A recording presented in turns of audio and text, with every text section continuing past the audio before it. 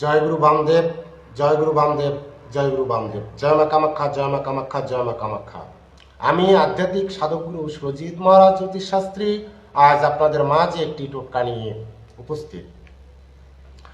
বাড়িতে বা গৃহে অশুভ শক্তি যাতে বিরাজ না করে বা কখনো না আসে, এর জন্য আপনি মাঝে মধ্যে এই ক্রিয়াটি করতে পারেন।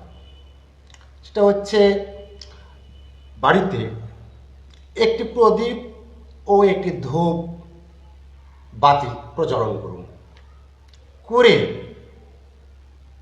প্রতি সোমবার এবং শুক্রবার করে ওম হর হর মহাদেব, ওম হর হর মহাদেব, ওম হর হর মহাদেব এই মন্ত্রটি 21 বার জপ করুন।